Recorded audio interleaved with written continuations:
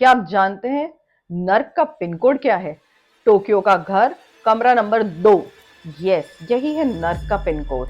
आज इतिहास में 10 मिनट कंक्रीट के ड्रम की कहानी आपको सुनाएंगे, जिसे सुनकर आपकी रूह कांप जाएगी। जहां इंसानियत ने दम तोड़ दिया, 44 दिनों तक एक 17 साल की लड़की को इस कदर टॉर्चर किया गया कि आपकी रूह कांप जाएगी।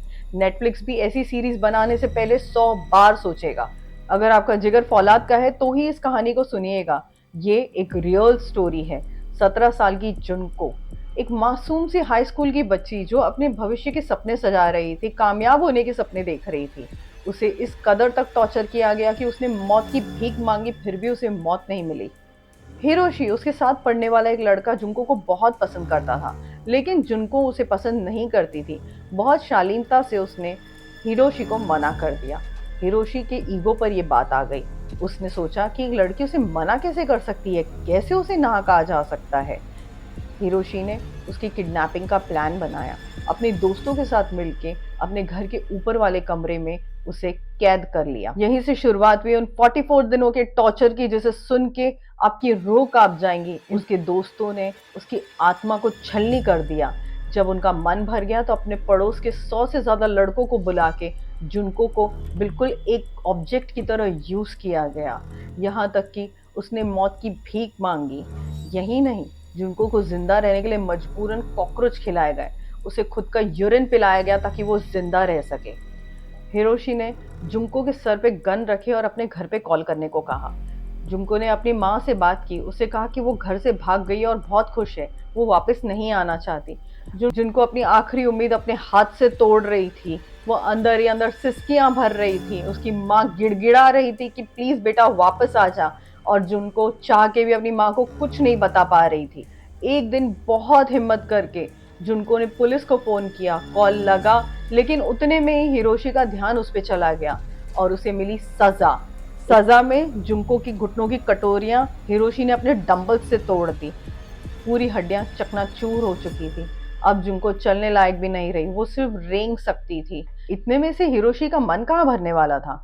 उसने अपने लाइटर के फ्यूल से जुनको की चमड़ी जलानी शुरू कर दी, उस पर गर्म वैक्स डालना शुरू कर दिया। हिरोशी के दोस्त रोज आते, जुनको को रौंदा जाता। एक जानवर से बदतर हालत बन चुकी थी उस लड़की की। उसे मारा पीटा जाता, उसे इस्तेमाल किया जाता। जब जुनको की पोस्टमार्टम रिपोर्ट आई, उस रिपोर्ट में ये लिखा था कि जुनको के प्राइवेट पार्ट्स में कांच की बोतलें, कीले और स्टेपलर्स मिले हैं। दिसंबर में जुनको पूरी तरीके से टूट चुकी थी, अपनी मौत की भीख मांग रही थी, प्लीज मुझे मार दो। पर हिरोशी को उस पर दया नहीं आई।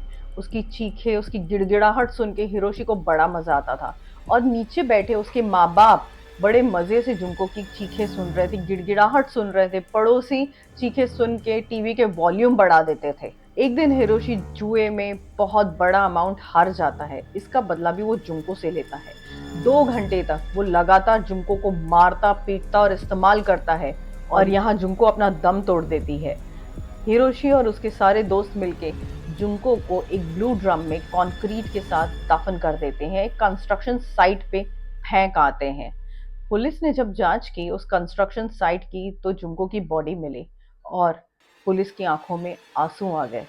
आप सोच रहे होंगे हिरोशी और उसके दोस्तों को सजाए मौत मिली होगी या उम्र कैद मिली होगी। ऐसा कुछ भी नहीं हुआ। वो सारे दोस्त हिरोशी आज़ाद घूम रहे हैं। किसी को 5 और किसी को 7 साल की ही सजा मिली। क्यों? क्योंकि वो अंडर एज थे, वो माइनर थे, वो 18 साल से नीचे उम्र के थे। वो नाम बदल के शादियां करके अपनी जिंदगी में खुश है। और 44 दिनों तक जुंको ने जो टॉर्चर सहन किया, उससे इंसानियत शर्मसार हो गई। आपके पड़ोस में अगर कोई सिसकियां भर रहा है, कोई रो रहा है, कोई गिड़गिड़ा रहा है, प्लीज अपने वॉल्यूम मत बढ़ाइए, प्लीज उसकी मदद कीजिए। शायद आप किसी को ड्रम में पहुंचने से बचा सकते हैं। अपने बच्चों की गलतियों पे पर्दा ना डालें, बल्कि सामने आकर उन्हें सजा दें, ताकि वो और बड़े क्राइम न करें।